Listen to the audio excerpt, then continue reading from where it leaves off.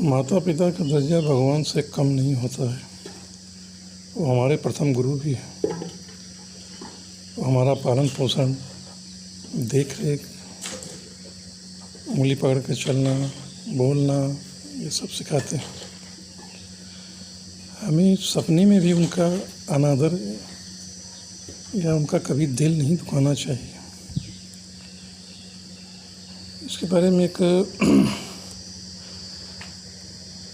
कहानी सुनाते हैं हम आपको। एक लड़का था करीब 20-22 साल का। तो पढ़ाई लिखाई ख़त्म करने के बाद में एक बड़े शहर में चला गया नौकरी धंधा करने के लिए। 6-7 साल तक वो कई नौकरियां किया, छोटे मोटे बिजनेस किया, लेकिन वो सफल नहीं हो रहा था। हर काम में वो असफल हो रहा था। तो उसने कई पंडित, मुल्ला या देखने वालों को दिखाया, सब कुछ किया। एक महात्मा जी थे, उन्होंने बताया कि देखो, कभी भूल में कैसे भी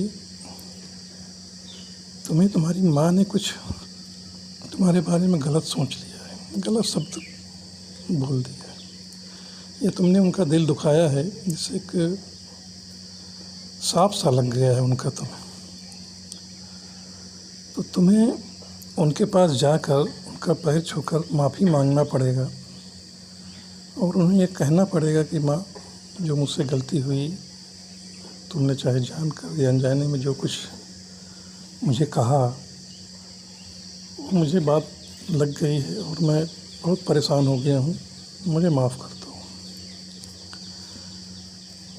तो बोला ठीक है, मैं जाऊँगा, लेकिन जाने के लिए मेरे पास भाड़ा किराया भी नहीं है। तो उस महात्मा ने उनको भाड़ा किराया दिया और वो गया अपनी माँ के पास। उसने माँ के पैर पकड़ लिए। बोला, माँ, मैंने ज़रूर कभी अनजाने में आपका दिल दुखाया है और आपने अनजाने में ही मुझे कुछ ऐसा शब्द बोल दिया कि मुझे लग गया है।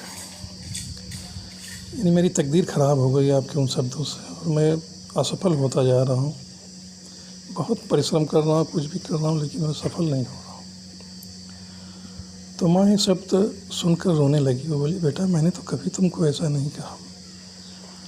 हाँ, कभी अनजाने में कुछ निकल आया होगा मेरे मुंह से, तो मैं बोल नहीं सकती हूँ। और माँ कभी अपने बच्चे का बद्दुआ नहीं देती या अपने बच्चे का कभी बुरा नहीं सोचती है।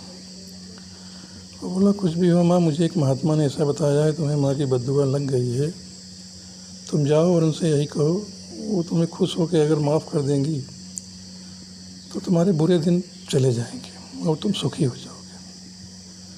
तो बोली, ठीक है बेटा। उसने भगवान से प्रार्थना की, हे मालिक, कभी जाने अनजाने में अगर मैंने अपने बच्चे को कुछ बद्दुआ दे दिया हो तो उसके लिए क्षमा कर देना, और उसके लिए मैं आपसे भी माफ़ी मांगती हूँ। प्रभु, मेरे बच्चे का जीवन सुखी कर दो और मैं वो सब कुछ जो शब्द कहा होगा वो मैं उसको वापस लेती हूँ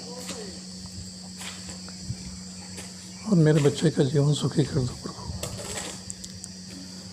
बच्चा वहाँ रहा कुछ दिन, अपने माँ बाप की सेवा किया।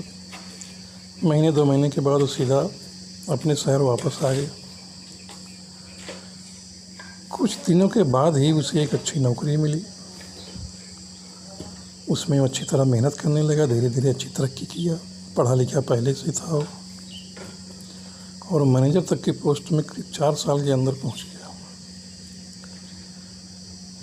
तो ये होता है, कभी माँ बाप अगर जाने अनजाने में जब बच्चा गलती करता है तो बोल देते हैं कि जा, तू जैसे मुझे परेशान कर रहा है वैसे तू भी परेशान होगा। तो कभी कभी ये शब्द लग जाता है बच्चों को, और ये हुआ है।